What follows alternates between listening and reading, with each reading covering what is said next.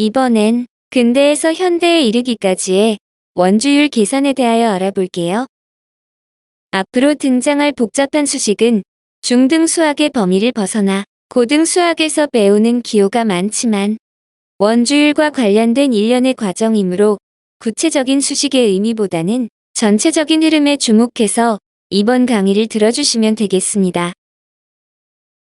16세기 프랑스의 아마추어 수학자 비에트는 계산 대수, 삼각함수, 기하학에 큰 공헌을 했고 음수나 계수와 같은 새로운 용어를 고안하기도 했어요.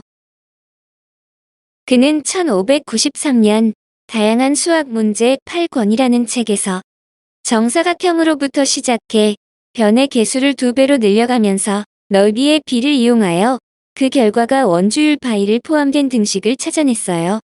그가 알아낸 식은 다음과 같아요. 이 식의 의의는 원주율 파이를 계산할 수 있는 수식이 역사상 처음으로 등장하게 되었으며 이 식만 계산한다면 원주율을 알 수 있게 되었죠. 보이지 않고 잡히지 않던 원주율 파이가 수식을 통해 분명하게 드러난 순간이었어요. 측정이나 추정도 아니라 수식의 전개를 통해 얻어낸 빈틈없는 결론이었죠. 다만 수식 안에 무한이 들어간다는 것이 문제라면 문제였어요. 그는 그 당시의 계산적인 한계로 정확한 원주율 파이를 계산하지는 못했고 소수 이하 9자리까지 정확히 계산해냈어요. 그리고 그가 밝혀낸 원주율 파이의 값의 범위는 다음과 같아요. 그 이후 원주율 파이가 포함된 다른 식도 이어서 등장하기 시작해요. 17세기 영국의 월리스는 극한이라는 개념을 수학적으로 다루었으며 무한대라는 기호를 처음으로 사용했어요. 원주율 파이를 무한곱의 형식으로 나타내고 이를 월리스 곱이라 하며 다음과 같은 식이에요. 비슷한 시기에 윌리엄 브롱커는 원주율 파이를 연분수의 형태로 다음과 같이 표현했어요. 연분수란 분수의 분모 속에 다시 분수가 들어가는 수를 말해요.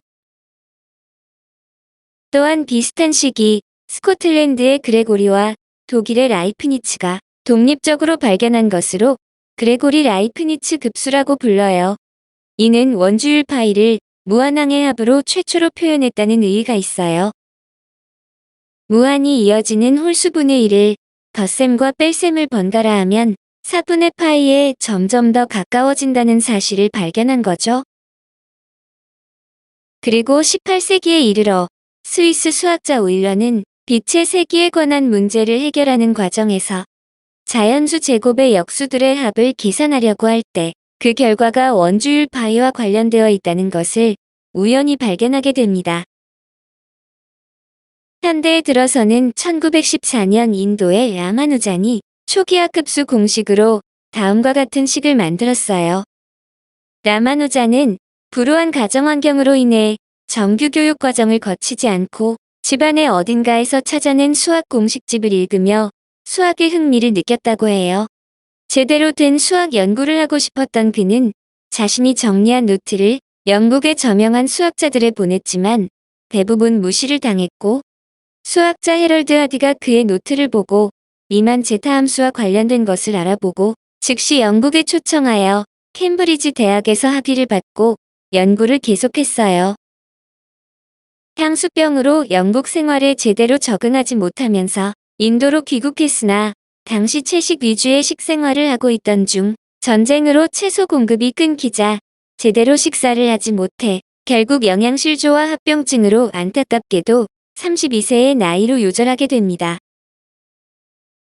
인도가 낳은 20세기 최고의 천재 수학자라고 불리면서 해석학, 무한급수, 특히 정수론 분야의 공헌이 컸고 그가 생전에 필기에 사용했던 공책들은 그가 죽은 후 전 세계 수학자들의 연구 자료로 현재에도 사용되고 있다고 해요. 1995년에는 원주율 파이의 특정 자리를 알 수 있는 BBP의 원주율 알고리즘이 발표됩니다. 원래 원주율 파이는 규칙도 없는 수인데 특정한 자리의 수의 값을 알 수 있다니 인간의 능력이 참으로 대단하죠. 16진법을 기반으로 하여 그 이전 자리수를 계산하지 않고 특정한 자리 수를 바로 알 수 있다고 해요. 현재는 컴퓨터 처리 속도의 기하학적인 상승과 원주율의 계산의 새로운 공식이나 계산 알고리즘으로 상상을 초월할 정도의 원주율 파이의 자릿수를 구할 수 있어요. 2021년 8월에 발표된 원주율 파이의 세계 기록은 무려 62조 8천억 자리였다고 해요.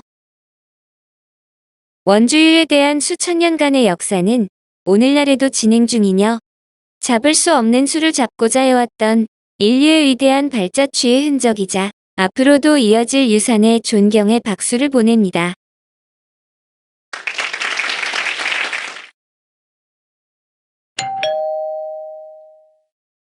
원과 관련해서 우리가 살고 있는 지구에 대한 몇 가지 특징에 대하여 알아볼게요. 우주에서 찍은 지구의 모습은 거의 구형으로 묘사되지요. 하지만 지구의 자전에 의한 원심력으로 적도 부근이 조금 더 부풀어 있는 원에 가까운 타원형이에요. 이를 과장해서 표현한 지구의 그림은 다음과 같고, 지구의 적도 반지름의 길이는 6,378km이고 극반지름의 길이는 6,356km로 이 둘에 대한 길이의 비를 20률이라고 하며, 20률은 원을 기준으로 하여 찌그러진 정도를 나타내는 지표예요. 지구의 20률은 약 0.08이고로 0에 가까울수록 원에 점점 더 접근함을 의미하지요. 그래서 지구는 타원이지만 아주 미세한 타원형으로 조각을 하거나 도자기를 빚는 장인들보다도 더 원형에 가까운 형태가 된다고 합니다. 이와 더불어 구형의 지구를 돌고 있는 원형 궤도의 인공위성에 대하여 알아볼게요. 우리나라의 인공위성의 역사는 1992년 유럽의 아리안 발사체를 통해 최초의 인공위성 우리별 1호를 남미의 꾸루 우주센터에서 발사하여 세계에서 22번째로 인공위성을 보유한 나라가 되었으며, 그 다음에 1993년 순수 우리 기술로 설계 및 제작된 인공위성 우리별 2호를 우주로 띄우게 됩니다. 이러한 인공위성 경험을 쌓아가면서 통신위성, 기상위성, 과학위성, 군사위성, 다목적 실용위성 등을 발사하여 과학 연구와 통신 기술 발전에 기여하였으며 세계적인 인공위성 보유국으로서의 지위를 굳건히 하고 있습니다. 인공위성을 통하여 우리나라 주변의 미세먼지, 오존, 이산화황 등의 과학적 데이터를 수집하기 위해서는 우리나라의 상공에 정지한 상태의 위성이 필요한데, 이러한 인공위성을 정지궤도 위성이라고 해요. 정지궤도 위성이란 지구의 자전 주기와 같은 주기로 움직여서 지구 주위를 공전하는 인공위성을 말해요. 보통 지구 반지름의 약 5.6배 높이에서 공전 주기를 지구의 자전 주기인 24시간으로 하여 지구와 함께 돌게 되는데, 이 때문에 마치 우주 상공에 멈추어 있는 것처럼 보인다고 하여 정지궤도 위성이라고 해요. 세계 최초의 미세먼지 관측 위성으로 알려진 천리안 이비호는 무게가 3.5톤, 길이가 8.9m, 고도 약 36,000km에서 지구 주위를 도는 정지궤도 위성이에요. 그럼 천리안 이비호가 하루 동안 움직인 공전 거리는 얼마나 될까요?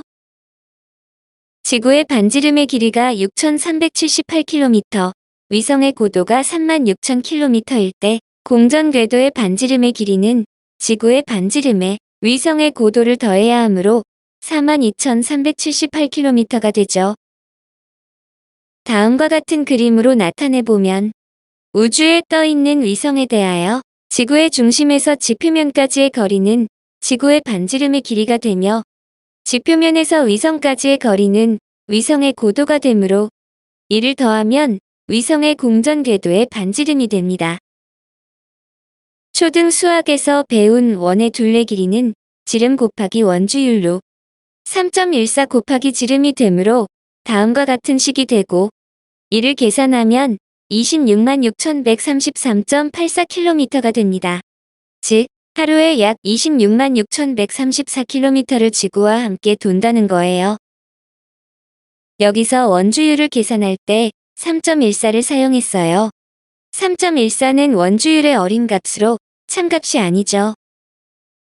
이때 참값은 아니지만 3.14보다 좀 더 정확한 값으로 소수 8째 자리인 3.14159265를 곱하면 어떻게 될까요? 어차피 소수점 아래의 숫자들을 더 곱한 것이므로 차이가 얼마 나지 않겠지 라고 생각을 할 거예요. 원주율의 소수 8째 자리인 3.14159265를 이용하여 계산하면 266,268.83km로 파란색으로 밑줄 친 부분의 값을 비교하면 이전의 계산값과 약 135km나 차이가 생깁니다. 이처럼 엄청난 차이가 발생하므로 지구에서 아주 멀리 떨어진 우주 공간의 거리를 계산할 때에는 반드시 원주율에 보다 정밀한 값이 필요하겠죠. 우리나라의 우주 개발의 초창기엔 외국 발사체에 우리나라의 인공위성을 실어서 보냈으나 점차로 외국과 협력하여 우주 발사체를 개발하였고 한국형 발사체 개발은 2010년부터 본격으로 개발에 착수하여 2023년 누리호 2차 발사까지 성공함으로써 대한민국은 1톤 이상 탑재 가능한 자력 발사체를 보유한 세계 7대 국가에 진입하게 되는 성과를 거두게 됩니다. 그동안 확보한 우주기술 역량을 바탕으로 우주 탐사 계획을 추진하고 있어요. 한국항공우주연구원은 우주 탐사 기술 확보 및 검증을 위한 국제협력 기반의 첫 달 탐사선인 다누리를 2022년 8월에 발사했고 그해 12월에 달 임무궤도 진입에 성공했어요. 현재 다누리는 정상적으로 달 탐사 임무를 수행 중이며 향후 우리나라는 누리호 후속 발사체인 차세대 발사체를 개발해 2032년까지 달 착륙선을 실어 보낼 계획이라고 합니다. 우리나라는 우주 탐사 계획에 있어서 후발주자였지만 수십 년간 축적된 제조업의 기술력을 기반으로 하여 반도체와 통신 등의 최첨단 전자기술의 확보와 이를 운영하는 고급 인력 및 시스템이 구축되어 우주 개발의 역사에서도 이처럼 단기간에 엄청난 성과를 이룬 나라도 없다는 평가를 받고 있습니다. 세계로, 우주로 약진하는 대한민국의 주역들에게 응원의 박수를 보냅니다. 지금까지 원주율에 대하여 알아보았고, 다음 시간에는 원과 부채꼴의 개념 강의를 하겠습니다.